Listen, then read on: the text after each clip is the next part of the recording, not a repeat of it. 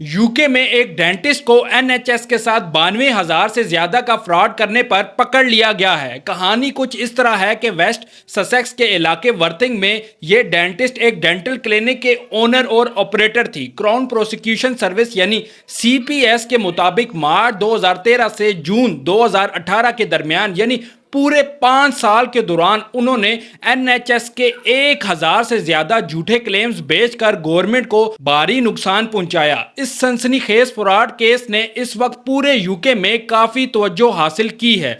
अब आते हैं इस कहानी के उस हिस्से पर जो आपको हैरान कर देगा। सब कुछ ठीक चल रहा था, लेकिन फिर इन मोहतरमा के दिमाग में आया शॉर्टकट से अमीर बनने का एक खतरनाक फार्मूला। सोचिए, मरीज अपने घर बैठा आराम कर रहा है, उसका दांत बिल्कुल ठीक है, लेकिन यहाँ क्लिनिक के पेपर पर उसका एक नया दांत लग भी चुका है और उसका भारी भरकम बिल एनएचएस को बेचकर पैसे भी बटोर लिए गए हैं। ऐसे एक दो नहीं, पूरे 1,000 से ज्यादा झूठे क्लेम्स किए गए। सीपीएस के मुताबिक इस फ्रॉड का असल मकसद एनएचएस के क्लॉ बैक सिस्टम से बचना था।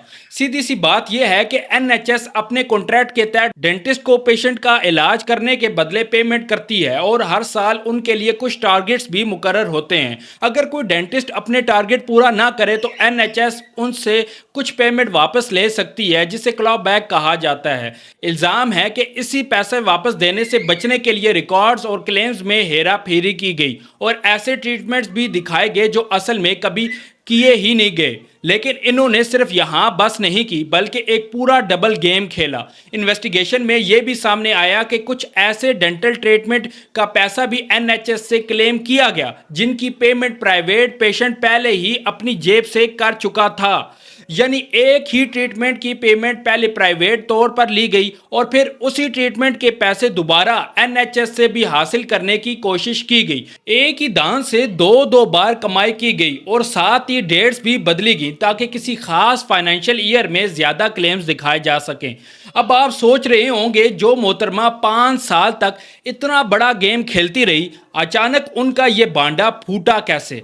कहते हैं ना कि चोर चाहे कितना ही शातिर क्यों ना हो, कोई ना कोई सुराग जरूर छोड़ जाता है। यहाँ एंट्री होती है एनएचएस बिजनेस सर्विस अथॉरिटी की, जो असल में एनएचएस का डिटेक्टिव डिपार्टमेंट समझा जाता है। रिपोर्ट्स के मुताबिक उनके कंप्यूटर एल्गोरिदम्स और डाटा एनालिस्ट ने कुछ अजीबोगरीब पैटर्न नोट किए।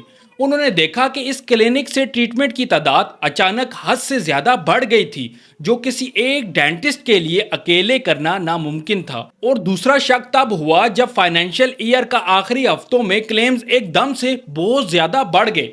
जब शक गहरा हुआ तो टीम ने अचानक उनके क्लिनिक का रैंडम ऑडिट शुरू कर दिया।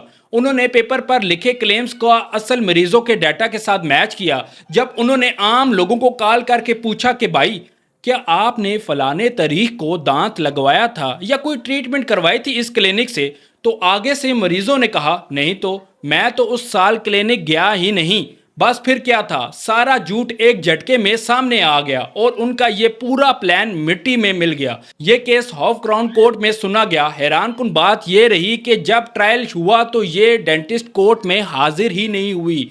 उनकी गैर हाजिरी की वजह से कोर्ट ने उनका अरेस्ट का वारंट भी जारी कर दिया है। अब पुलिस उन्हें ढूंढ रही है और वो किसी भी वक्त सलाखों के पीछे जा सकती हैं। यहाँ ये भी बताता चलूं कि इन डेंटिस्ट को अक्टूबर 2025 में fraud bye abuse of opposition के जुर्म में कन्विक्ट किया जा चुका था। अब इस नए केस में भी कोर्ट ने उन्हें जिम्मेदार करार दे दिया है। अब अगला मरहला सेंटेंसिंग का है, यानी सजा सुनाने का है। कोर्ट के मुताबिक उन्हें 16 जुलाई को सजा सुनाई जाएगी।